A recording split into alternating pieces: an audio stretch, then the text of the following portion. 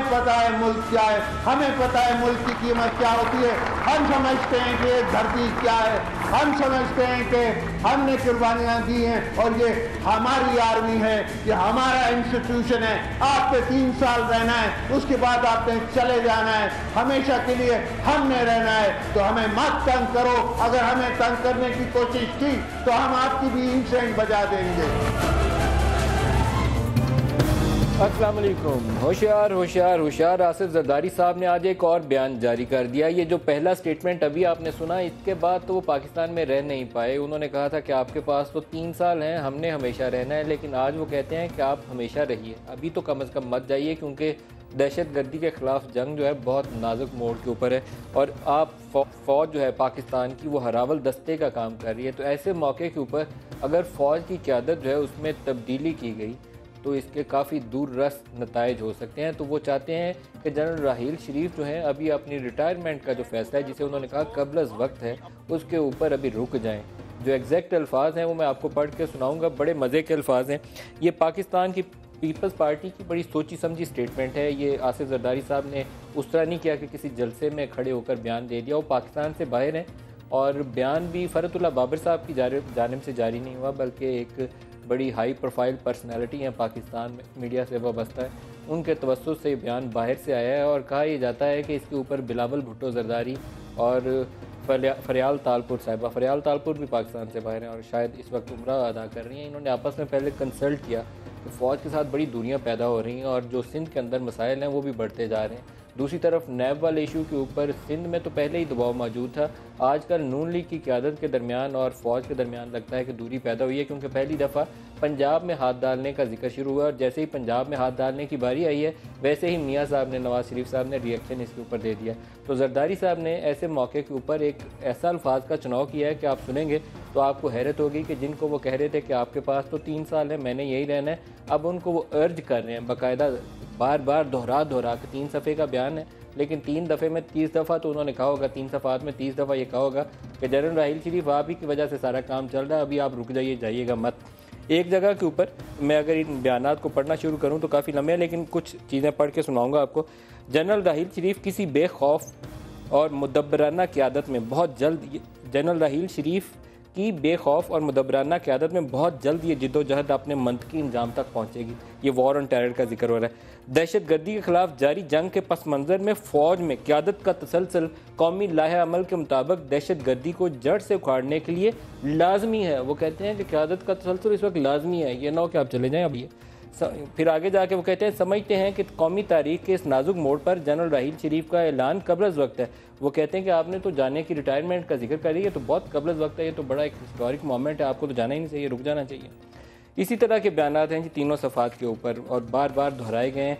हमें कभी भी ये तासुर नहीं देना चाहिए कि कौम अपने जांबाज सिपाहियों और बहादुर अफसरों की कुर्बानियों की मोतरफ नहीं या कदर नहीं करती, आसिफ अली जरदारी साहब कह रहे हैं। तो आसिफ अली जरदारी साहब ने वो शुक्रिया राहील शरीफ, ये हमारे फ़ौजी भाइयों ने मेरा ख्याल है कैंपेन शुरू की थी, जगह जगह वो पोस्टर लगाकर नीचे लिखा होता था शुक्रिया राहील शरीफ। तो पहले तो जनरल परवेज़ मुशर्रफ उसके मोतरफ हुए थे, आज आसिफ अली जरदारी साहब भी उसके मोतरफ हो गए। इसके साथ जो एक बड़ी जुड़ी हुई डेवलपमेंट है और वो बड़ी क्रूशल डेवलपमेंट है वो है सिंध के अंदर आज doctor Zulfiqar Mirza, former home minister Asif Ali Zardari sahab के जिगरी यार और बचपन के दोस्त, वो आज रेंजर्स के पास 4 से 6 घंटे की उनकी पेशी हुई है। उन्होंने उनको यकीन दहानी करवाई है कि जो पूछोगे सब कुछ दसाऊंगा, सारी बातें बताने पे तैयार हैं। कुछ 60 के करीब रजिस्टर्ड केसेस हैं उज़ैर बलोच के हवाले से। उज़ैर बलोच और इनका बड़ा करीबी आपस में याराना था जुल्फ़िकार मिर्ज़ा साहब का, और वो ख़ुद कहते थे कि मैंने इन लोगों को मसल्ला किया है MKM से मुकाबला करने के लिए। अब इनमें से 60 केसेस में से, रजिस्टर्ड केसेस में से 2013 में पाकिस्तान पीपल्स पार्टी की क़यादत ने ख़ुद से कुछ नोटिफिकेशन करके कुछ केसेस बंद करवा दिए थे, विड्रॉ कर लिए थे। उस हवाले से भी और मुख्तलिफ दीगर जो वाक़या था उस हवाले से भी आज डॉक्टर जुल्फ़िकार मिर्ज़ा ने रेंजर्स को ये यकीन दिलाया कि आप मुझे मजिस्ट्रेट के पास ले जाना चाहें, वो जो 164 की स्टेटमेंट होती है उसके लिए भी मादा हूँ, सवाल जवाब करना है, दोबारा बुलाना है, उस पर भी मादा पूछेंगे, बताऊंगा, अगर कहीं कसूरवार पाया तो सज़ा के लिए भी तैयार हूँ। मुकम्मल ताउन की यकीन दहानी उनको करवाई है। तीसरी डेवलपमेंट जिसको हमने आज के प्रोग्राम में डिस्कस करना है, पंजाब में मदारस की टैगिंग की गई है और 60 से 70 या 50 से 70 ऐसे मदारस हैं जिनको बहुत हसास करार दिया गया है। वो कौन सी टेक्नोलॉजी इस्तेमाल की गई है, कैसे उनकी जियो फेंसिंग की गई है और कैसे उसकी मॉनिटरिंग की जाएगी, वो हम प्रोग्राम के अगले हिस्से में डिस्कस करेंगे। लेकिन प्रोग्राम का आगाज़ हम करेंगे आसिफ अली जरदारी साहब के बयान से। इस्लामाबाद स्टूडियोज़ में हमारे साथ हैं डॉक्टर आरिफ अलवी साहब, पाकिस्तान तहरीक साहब से वेरी वार्म वेलकम।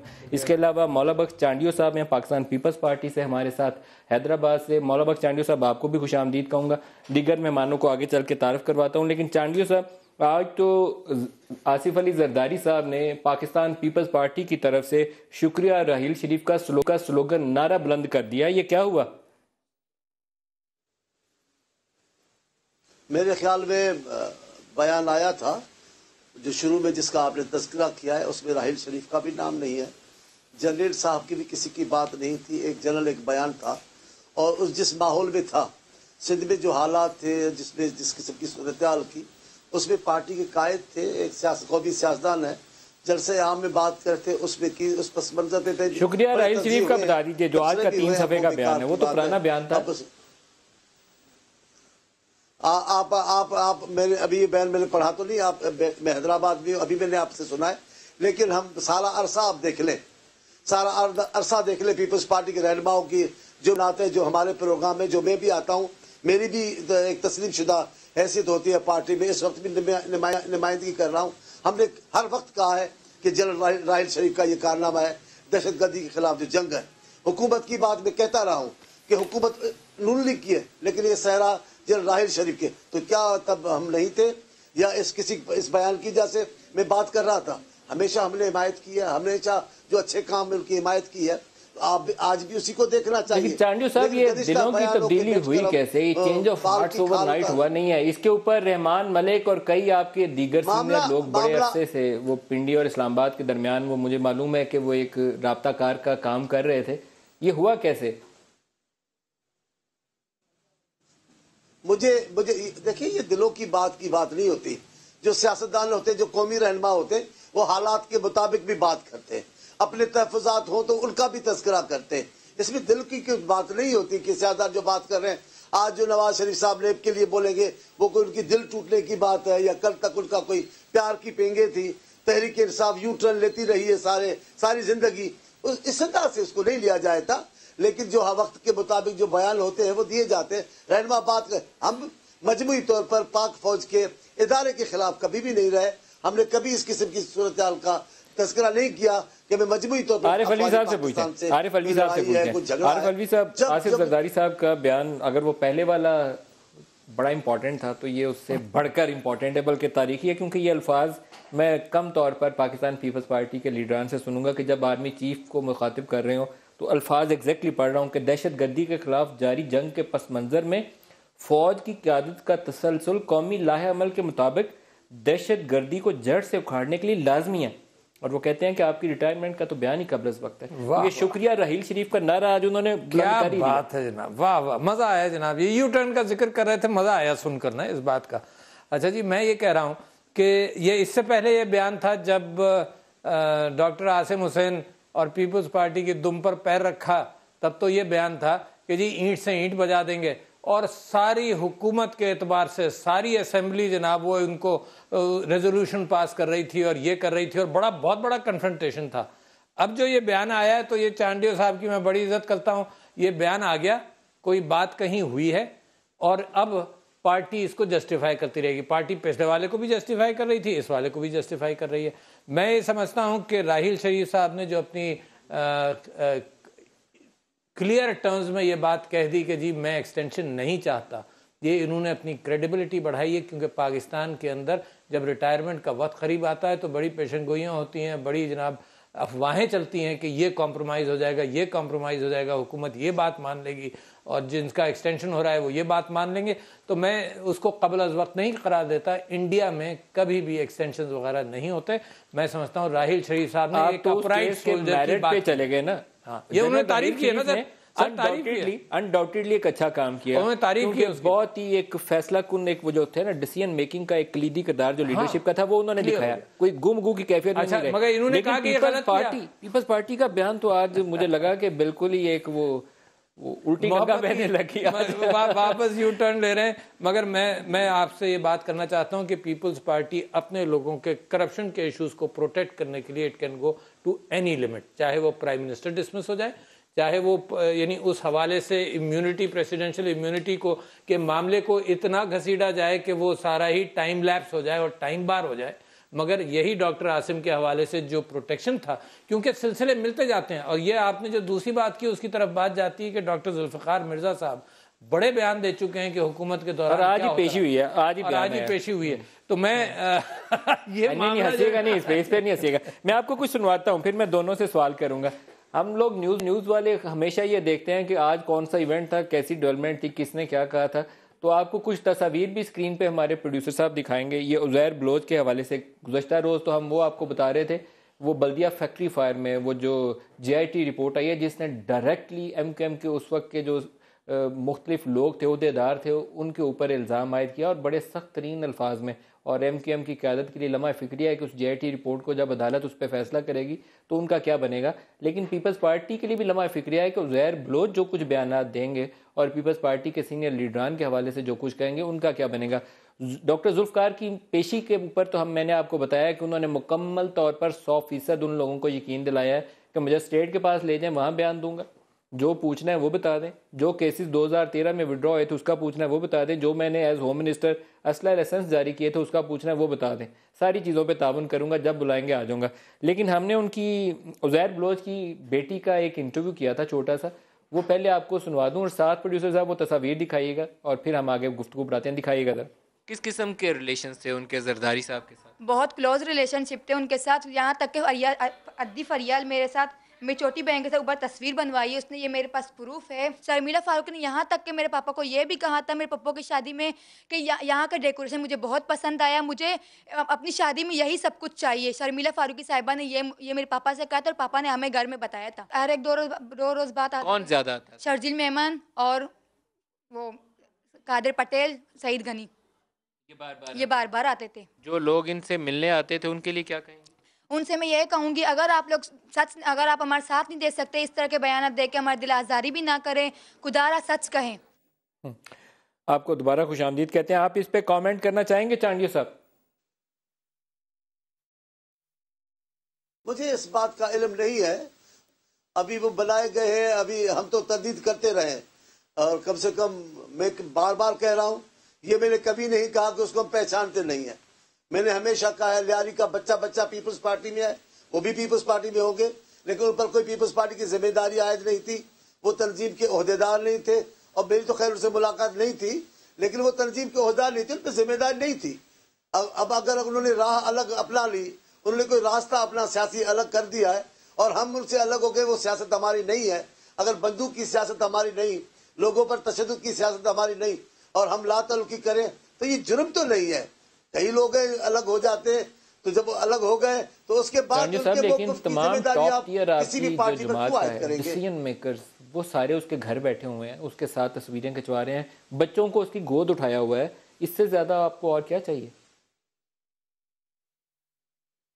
मैंने न फोटो देखे हैं अभी जब ये मामला हुआ है, अब जब फिर दोबारा ज़हूर हुआ है इस शख्सियत का, तो मैंने वो तस्वीर। लेकिन इसमें जब हम कह रहे हैं कि हमारा ताल्लुक नहीं है, पहले था कि वो कारकुन था पार्टी का, जो उस जमाने में जो कुछ हुआ जब वो आपका हिस्सेदार था, तो उस जमाने की जिम्मेदारी तो आपको कबूल करनी पड़ेगी। जी नहीं, हरगिज नहीं। जब भी ये कार्रवाइयां होंगी, आप वजीर दाखिला की बात करते, मैं भी बात करता हूँ, हम पार्टी के उन लोगों में से थे जिनको देखिए चांडिया साहब, आपने बहुत दफा एक से ज्यादा मौके के ऊपर होम मिनिस्टर को, यहाँ पे इंटीरियर मिनिस्टर चौधरी निसार को चैलेंज किया। आपने कहा कि उनकी दुम के ऊपर पांव आ गया। मुझे लगता है कि इस मसले के ऊपर पांव जो है वो दुम किसी और के ऊपर आएगा, आपको परेशानी होगी। मेरा ख्याल है ये वजीर दाखिला का कमाल है कि उन्होंने आप जैसे तो बोले, हम तो आपके अल्फाज दोहरा रहे हैं लफ्ज ले आए हैं साहब, हम तो आपके अल्फाज दोहरा रहे हैं। कई अलामतें हो सकती हैं, लेकिन नून लीग ने अजीबोगरीब एक इस्तिलाहात इस्तेमाल कर दिए सियासत में। ये, आप जैसे ये बयान पहले आपने दिया था चांडिया साहब, के भी है एक दुम पे ये बयान आपने दिया था जी। नहीं, मैं चौधरी निसार अली खान साहब ने बात की थी, उस बात की मैंने बात की थी। ये चौधरी निसार ने आपके बयान के ऊपर प्रेस कॉन्फ्रेंस पूरी की थी। बहरहाल मैं तफसील में नहीं जाता कि वो दुम का लफ्ज पहले किसने इस्तेमाल किया था। बहरहाल दोनों तरफ से आप दोनों लीडरान कर चुके हैं। हमने नहीं, मेरा डॉक्टर आरिफ अलवी साहब से पूछे, बहरहाल पहले किसने भी की थी, लेकिन आप दोनों लीडर कर चुके हैं। डॉक्टर आरिफ अलवी साहब, आप बताइएगा, ये जो लीडरान की तस्वीर नजर आई है उज़ैर बलोच के साथ जनाब अली और कुर्बत और जिस तरह के जराइम उसके ऊपर इल्ज़ाम है उज़ैर बलोच के ऊपर, अच्छा, ये तस्वीरों का दौर और उन जराइम के एलिगेशंस का दौर एक ही दौर है ना, मगर ये उस दौर से हट नहीं सकता मामला। और जनरल परसेप्शन कराची में यही था कि MQM के मुकाबले पर एक दहशतगर्द तंजीम एक तैयार की गई जो उनका मुकाबला करे, और इनर सर्कल्स के अंदर यही बात होती रही। और हम यानी मैं समझता हूँ कि पब्लिक के अंदर भी, टेलीविज़न चैनल्स पर भी ये बात हुई होगी, तो ये उससे हट नहीं सकते। देखिए, MQM के साथ ये कैफियत बहुत अरसे से चलती रही कि वो अपने जराइम पेशा अफराद के साथ काम करते रहे या नहीं करते रहे और बाद में डिनाई करते रहे। यही मुझे अफसोस पीपल्स पार्टी पर ज़्यादा हुआ। पीपल्स पार्टी कभी इस किस्म की सियासत, हथियार वाली सियासत और कत्ल गारतगरी वाली सियासत पीपल्स पार्टी ने नहीं की, मगर ये कि अब ये जो दौर आया है इसके अंदर इन्होंने भी कहीं ना कहीं किसी हद तक इन्वॉल्व थे। और मैं समझता हूँ जुल्फ़िकार मिर्ज़ा साहब के बयानात जो हैं वो बड़े अहम होंगे इस हवाले से। और जो उन्होंने एलिगेशंस लगाई थी, अगर वो एलिगेशंस खुलने लगी, वो तो बहुत थी, वो तो SHO की ये हर थाने की बिक्री के हवाले से था, वो सप्लाईज के हवाले से था, वो ड्रग कंट्रोल्स के हवाले से था, वो तो बहुत बड़ी बड़ी एलिगेशंस खुलेआम डॉक्टर जुल्फ़िकार मिर्जा इन्हें ओन करते थे। हाँ? और एज होम मिनिस्टर उन्होंने कहा था कि मैंने असला लाइसेंस सुने वो कुछ शादियों में गोली चलाने के लिए नहीं दिए। ये एक बयान तो सुनाइएगा उन्हें, क्योंकि वो home minister Pakistan peoples party की हैसियत से वो सारा कुछ उन्होंने किया था, जाती हैसियत में नहीं किया था। दिखाइएगा वो बयान जरा मिर्जा साहब का सुनाइएगा। अमन कमेटी मैंने नहीं, आपने बनाई थी। अमन कमेटी मेरे से पहले, हमारी पीपल्स पार्टी की हुकूमत आने से पहले की बनी हुई थी, हमें तो वो विरसे में मिली थी। तो इसलिए रिकॉर्ड सही रखा करें, आप ट्विस्ट न करें। अगर मैंने बनाई होती तो अल्लाह ने मुझे इतनी हिम्मत और गुर्दा दिया है कि मैं ओन करता, जिस तरह मैं उज़ैर बलोच को आज भी अपना भाई ओन करता हूँ। मुझे उम्मीद है कि बहुत से लोग जो कि इधर उधर घूम रहे हैं, मुल्क से बाहर भाग गए हैं, उनके वापस यहाँ लाने का अब सामान होगा। मेरे ख्याल में चांडियो साहब बराह रास्त वो इशारा कर रहे हैं, पाकिस्तान से बाहर इस वक्त आपकी क़यादत है और उसी क़यादत की तरफ वो उंगली उठा रहे हैं डॉक्टर जुल्फ़िकार मिर्ज़ा। और आज जब वो पेशी करके आए हैं तो उस पेशी में भी ऐसी ही बातें करके आए होंगे। देखिए मैं आपसे बात कर रहा हूँ मलिक साहब, अब दुश्मनी में आकर और किसी ताल्लुकात में आकर जो उन्होंने बयानात दिए हैं, वो अपनी पार्टी की क़यादत के खिलाफ जो बोलते रहे हैं और उसके बदे मुकाबल इदारों के सरबराहों पर वो एतमाद का इजहार करते रहे हैं, उनकी पार्टी लातर, मैं अभी आप अलवी साहब ने कहा है, मैं पहले उसका जवाब दे दूं। हमने पाकिस्तान पीपल्स पार्टी ने और सिंध हुकूमत ने किसी भी मोड़ पर, किसी जगह पर ओन नहीं किया, कबूल नहीं किया कि उज़ैर बलोच की सियासत और उज़ैर बलोची की अमल कमेटी का ताल्लुक पीपल्स पार्टी से। अगर वजीर दाखिला ने किया तो ये उनका जाती मामला था, कई मामला में खुद मुख्तियार थे, इंतहाई ताकतवर थे, उन्होंने बातें की हैं। पाकिस्तान पीपल्स पार्टी का, तंजीम का, हुकूमत सिंध का, कहीं भी आप ये बयान नहीं देखेंगे कि इस अमल कमेटी को हमारी सरपरस्ती हासिल है या उनकी सियासत को हम कबूल करते, हरगिज नहीं। हमने अपने लोग मरवाए हैं, हम कत्ल होने वाले में, हम कातिल कभी भी नहीं, पीपल्स पार्टी कभी कातिल जमायत नहीं रही। उसका अपना वजीर दाखिला का अपना ताल्लुकात था, अपनी हिकमत अमली थी, वो क्या इस्तेमाल करना चाहता था, किसके खिलाफ इस्तेमाल करना चाहता था। और अब बबांगे ढोल मैदान पे खड़े होकर ये कहना मुझसे बयान दो, मुझसे बयान लो, मुझसे बयान लो, वो किसकी तरफ बयान को ले जाएंगे, वो किसको वो दायरे में लाएंगे, ये पूरी दुनिया देख रही है, सिंध भी देख रहा है, पाकिस्तान देख रहा है। जब ये मैदान में बातें आएंगी, आपकी इजाजत से मैं एक ब्रेक ले लूं। ब्रेक के बाद मैं एक टॉपिक और प्रोग्राम करना चाहता हूं, वो मेरे ख्याल में आपके दिल के बहुत करीब होगा, वो है पाकिस्तान से दहशतगर्दी और इंतहा पसंदी का खात्मा। अलवी साहब भी यकीनन इस पे पेशरफ चाहते हैं। पंजाब हुकूमत ने इस पे कोई एक इम्पॉर्टेंट प्रोजेक्ट है जिसमें पंजाब टेक्निकल वो जो बोर्ड है, IT बोर्ड जो है, उसको इन्वॉल्व किया डॉक्टर उमर साहब, और उन्होंने जियो टैगिंग की है, जियो फेंसिंग की है। क्या तरीकाकार है वो, मैं वो चाहूँगा। और कितने मदारस ऐसे हैं जो ये समझते हैं हसास हैं और उनके ऊपर नज़र रखनी और उसको कंट्रोल करना बहुत ज़रूरी है। ब्रेक ले लें, ब्रेक के बाद उसके ऊपर बात करेंगे। हमारे साथ रहिए।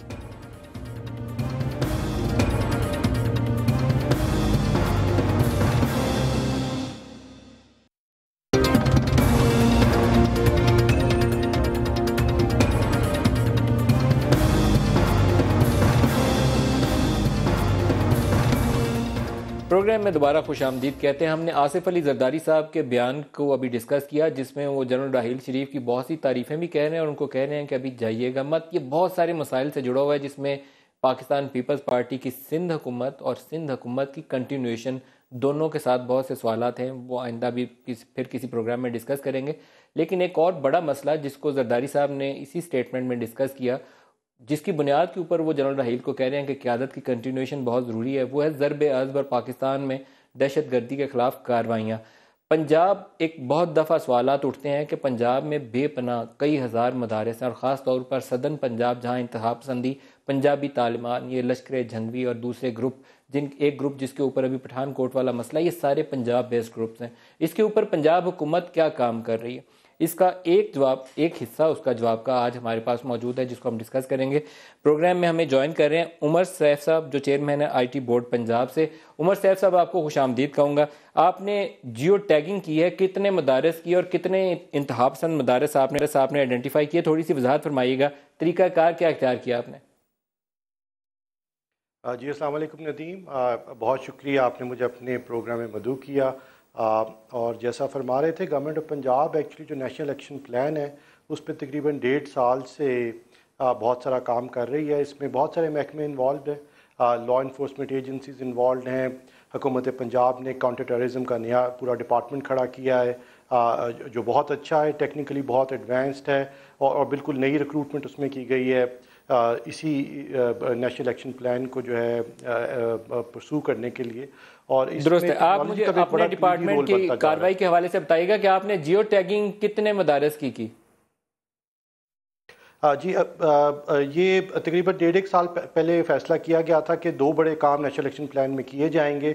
एक, जितने मदारिस हैं उनको जियो टैग किया जाएगा। इसका मतलब ये है कि वो कहाँ पर हैं, उनकी एग्जैक्ट लोकेशन, उसमें कितने स्टूडेंट्स हैं, उनमें मोहतमीम कौन से हैं, उनके ID कार्ड नंबर, उनके मोबाइल नंबर्स, उनके जो रेवेन्यू के सोर्सेज हैं, उनकी इनकम कहाँ से आती है, कितने वहाँ पे स्टूडेंट्स डे स्कॉलर्स हैं, कितने वहाँ पे रहाइश पजीर हैं, उनके बोर्डिंग स्कूल में रहते हैं, कितने उनके लंगर पे खाना खाते हैं, और सूबों से उनके कितने स्टूडेंट्स हैं या और ममालिक से वहाँ पे अगर कोई स्टूडेंट्स पढ़ते हैं। इसके साथ साथ अब इन मदारिस को कैटेगराइज़ किया गया है कि उनमें से कोई ऐसे मदारिस तो नहीं जिससे कोई सिक्योरिटी रिस्क है, या वो मदारिस ख़ुद वनरेबल हैं किसी सिक्योरिटी थ्रेट की वजह से। उसमें कोई ऐसे स्टूडेंट्स या मोहतमीम या विजिटर्स कोई ऐसे तो नहीं जो जिसका ताल्लुक किसी कला। उमर साहब, कितने मदारस हैं जो आपकी इस कोशिश के नतीजे में, जिनको आपने समझा कि वो बहुत ही इंतहाई रेडिकल हैं, इंतहापसंद हैं, वो कितने हैं, बहुत हसास, जिनको आपने कोई रेड कैटेगरी में मार्क किया हो? आपने कुछ कैटेगराइज भी किया है, ABC कोई कैटेगरीज भी रखी हैं उनकी? जी बिल्कुल, एक्चुअली ये होम डिपार्टमेंट को कैटेगराइज किया और ये 13,800 के लगभग मदारिस हैं पंजाब, जिसमें सारी मसलिक के जो मदारिस हैं वो शामिल हैं। इसमें देवबंदी भी हैं, बरेलवी भी हैं, अहले तशी भी हैं, और ये 13,800 के लगभग मदारिस बनते हैं जी। और इसके अंदर जो कि एक कैटेगरी में है जिसको जो वनरेबल हैं या उसमें कोई ताल्लुक़ था कभी किसी ऐसी तंजीम से जिसमें कोई शिद्दत पसंदी का अंसर था, यहाँ पे कोई विजिटर्स थे जो कि सिक्योरिटी एजेंसीज़ की सर्वेलेंस में है, इनकी तादाद तकरीबन 50 और 70 के बीच में है। मैं इस जवाब को देने में इसलिए टोटल कितने मदरसा गोर्स कितने हैं पंजाब में, कितने बच्चे हैं जो पंजाब के मदारिस में जा रहे हैं? जी, पंजाब के मदारिस में ये तकरीबन जो मदारिस हैं वो 13,800 के लगभग हैं, जैसे मैंने आपको अर्ज़ किया है। बच्चे कितने जा रहे हैं मदारिस में? यहाँ पर जी ये तकरीबन 8 लाख से 1 मिलियन 10 लाख के बीच में यहाँ पे जो है वो बच्चे तालीम हासिल करते हैं। और ये इसमें जो बाय एंड लार्ज जो ज़्यादा बड़ी तादाद है मदारिस की, वो सबसे ज़्यादा बरेलवी मदारिस हैं, फिर देवबंदी मदारिस हैं, और फिर अहले तशी एंड सो ऑन। ठीक है, आप जब कहते हैं कि हमने जियो टैगिंग की है और इनमें से कुछ के आपने एक कैटेगरी में रखा है जो आपके ख्याल में बहुत ही हसास मदारस हैं, अब आपके पास मॉनिटरिंग का मैकेनिज़्म क्या है? कुछ ऐसी एप्लीकेशंस भी डेवलप किए हैं कि उनके मोबाइल नंबर्स को आप ट्रैक कर सकें, कुछ GPS डिवाइसेस के ज़रिए, या कुछ और ऐसा तरीकाकार है आपके पास? जी बिल्कुल, मैं अनफॉर्चुनेटली क्योंकि ये सारी सिक्योरिटी रिलेटेड सेंसिटिव कॉन्वर्सेशन है, आपने मुझे अपने प्रोग्राम मदू किया तो मैं हाजिर हो गया हूँ जी। इसके बारे में तफसीलन तो गुफ्तगू नहीं की जा सकती, लेकिन मेरा ख्याल है ये कहना शायद काफ़ी होगा कि पिछले 2 साल में हुकूमत पंजाब में जो इलेक्ट्रॉनिक सर्वेलेंस कैपेबिलिटी हमारी है वो बहुत बेहतर हो गई है। इसमें उनको प्रेडिक्टिवली मॉनिटर भी किया जा सकता है मुख्तलिफ ज़राए के साथ। उनको अब तो उनकी लोकेशंस, इसीलिए मदारिस की लोकेशंस को जियो टैग किया गया, वहाँ पे कौन आता है कौन जाता है, वहाँ पे कोई ऐसी एक्टिविटी तो नहीं हो रही जिससे स्टेट को ख़तरा हो या शिद्दत पसंदी का उसमें कोई अंसर हो। तो ये अब सर्वेलेंस बड़ी डिटेल्ड हो रही है और इसके लिए जैसे मैंने अर्ज़ किया कि न्यायिक महकमा से काउंटर टेररिज्म का रेज भी किया गया है। और अब हाल ही में खबर आई थी कि कुछ 4th शेड्यूल में शामिल लोग जिनको वो कड़े पहनाए गए थे, हमने कहीं बाहर बाहर से मंगवाए थे, उन्होंने काम ही नहीं किया और वो 4th शेड्यूलर कहीं डिसअपियर हो गए। तो अब आपका महकमा उसके ऊपर काम कर रहा है, आपका डिपार्टमेंट उसके ऊपर काम कर रहा है, वो स्टोरी क्या है थोड़ी सी वो बताइए, कितने 4th शेड्यूलर गायब हो गए और आप क्या कर रहे हैं उस पर?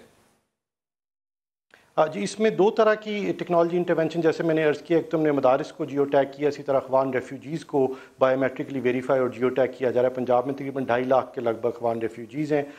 एक इसके अलावा अब हम क्रिमिनल प्रोफाइल्स पीछे बड़ी डिटेल बना रहे हैं, 4th स्केड्यूलर्स के प्रोफाइल बना रहे हैं और उसके लिए हमने बायोमेट्रिक हैंडल डिवाइसेस में भी इन्वेस्ट किया। कोई 1000 के लगभग ये डिवाइसेस पंजाब में यूज़ हो रही हैं। अगर आपने कभी देखा किसी नाके पे अगर किसी को रोका जाए, अब एक बायोमेट्रिक डिवाइस से उनकी वेरिफिकेशन की जाती है। ये सारे थानों में हैं, काउंटर टेररिज्म के पास है, हमारी इंटेलिजेंस एजेंसीज के पास हैं। और इसके साथ साथ अब एक जो नई इंटरवेंशन की जा रही है वो ये कि 4th स्केड्यूलर्स जिनका स्केड्यूल फोर्स किया जाता है ताकि वो अगर थाने की हदूद से बाहर जाएं या किसी ऐसे मुकाम पे जाएं। गायब कितने हुए अभी तक उमर साहब, अभी तक गायब कितने हुए? जी गायब कोई नहीं, 4th स्केड्यूलर्स जो हैं इनकी लिस्ट मेंटेन की जाती हैं, अपडेट की जाती हैं। वो लोग हैं जो या खुद वनरेबल हैं या सिक्योरिटी थ्रेट हैं, तो इनको 4th स्केड्यूल में शामिल किया जाता है। और ये ऑब्वियसली इनका जो 4th स्केड्यूल है उसका मतलब ही ये है कि इन्होंने थाने में रिपोर्ट करनी है गाहे बेगाहे, और उसी को ऑटोमेट करने के लिए। अच्छा उमर साहब आप साथ रुकिएगा, मैं आरिफ अलवी साहब पहले आपसे पूछ लूँ, ये तरीकाकार मुतमईन है आपसे क्योंकि काफ़ी टेक्नोलॉजी का इस्तेमाल किया है इन्होंने? जी ये तो बड़ा अच्छा किया, इसका जिक्र भी हुआ। असल में सिंध एजुकेशन डिपार्टमेंट भी स्कूल्स के एतबार से जियो टैगिंग का मतलब ये होता है कि यहाँ से सिर्फ ये आइडेंटिफाई हो जाए कि ये स्कूल कहाँ पर है, जो जियो टैगिंग से मैं समझता हूँ। मगर ये तो इनका काम था, मगर बाकी जो होम डिपार्टमेंट का काम था, जो आइडेंटिफाई किए हैं मदारिस वो होम डिपार्टमेंट ने किए होंगे कि इन मदारिस के अंदर ये इश्यूज़ हैं और ये प्रॉब्लम्स हैं, और इन टेक्नोलॉजीज़ को कंबाइन इस माना करके किया। देखिए टेलीफोन के एतबार से टेक्नोलॉजी अवेलेबल है कि मेरे टेलीफोन को या किसी के टेलीफोन को और पुराने डिस्कशंस को और सब कुछ रिकॉर्ड करके पिछला भी निकाला जा सके। तो जो नेक्टा का तस्वुर था वो ये था कि सारी चीज़ें एक रूफ के अंदर आ जाएं, ये आपस में जुड़ जाएं, ये अलग अलग इंडिपेंडेंट आइलैंड्स ना रहें, ये जुड़ जाएं। तो मैं समझता हूँ कि जो इन उमर साहब ने बात की है वो वही बात की है कि इन सब चीज़ों को जोड़ा गया, जो टेक्नोलॉजीज़ अवेलेबल हैं और जो किया जाए। मगर हुजूर मैं ये बात पूछना चाह रहा था, इन्होंने ये कहा कि 8 से 10 लाख, इन्होंने सारे मदारिस को कवर कर लिया या इनके नज़र में अभी कोई पेंडिंग है मदारिस जिनका ये 100% ये मदारिस को टैप कर चुके हैं? एक जी।